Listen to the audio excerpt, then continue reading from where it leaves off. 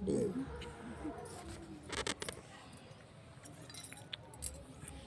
पकड़ो। सभी को जानते हैं कि अभी प्रयागराज में कुंभ का मेला लगा हुआ है और सभी को वहाँ कुंभ में स्नान करने हम लोग जाते हैं।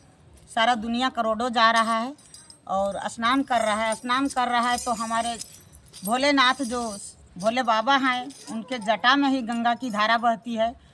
वही गंगा जमुना सरस्वती तीनों वहाँ बहन मिली हुई है। वही सबको कुंभ मेला के द्वारे हम लोग डुबकी लगाने जाते हैं और स्नान करते हैं।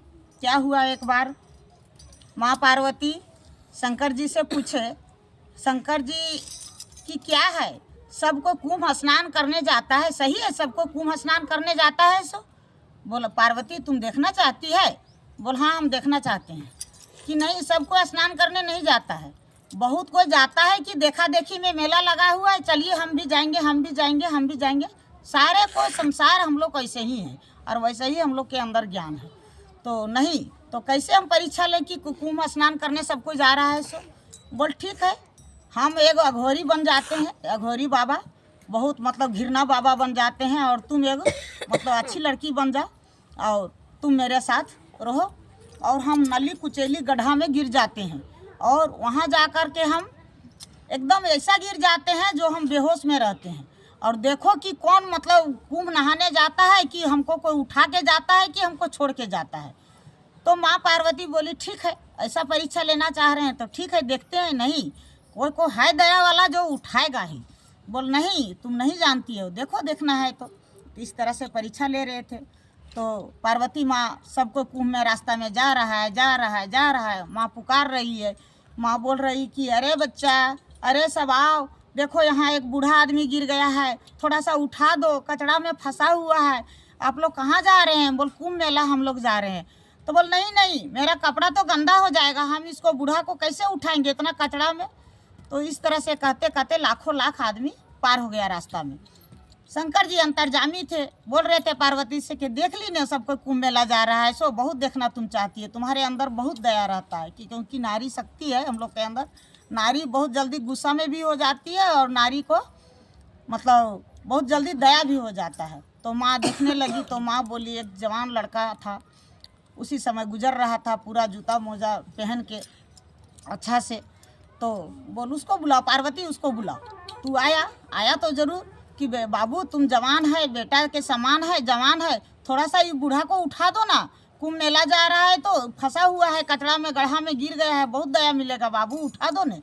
देखा जाके वहाँ देखा लड़का, लेकिन देखा कि जूता मोजा हीरो बन के चश्मा उस्मा लगाया है और देखा कचड़ा में।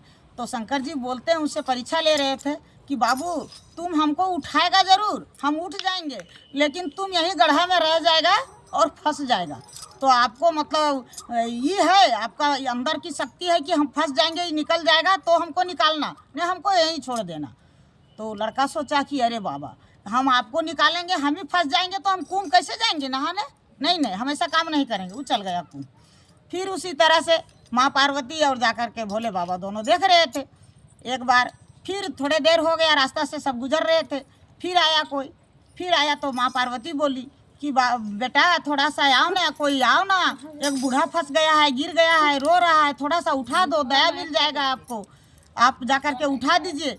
तो आया एक आदमी, तो उसको भी उसी तरह से बताया कि अगर हमको तुम निकालेगा तो तुम फंस जाएगा और हम जाकर के निकल जाएंगे, तो अगर तुमको शक्ति है तो निकालना, नहीं तो छोड़ देना। तो वो क्या किया, बच्चा तो सुन लिया और बच्चा सुनने के बाद बोला कि ठीक है हम फंस जाएंगे, हम कुंभ में स्नान नहीं करेंगे, लेकिन आपका जान हम बचा के जाएंगे और हम जाकर के स्नान नहीं करेंगे और आपको जान बचाएंगे, हम मर जाएंगे तो अच्छा है लेकिन आपको हम बचा लेते हैं।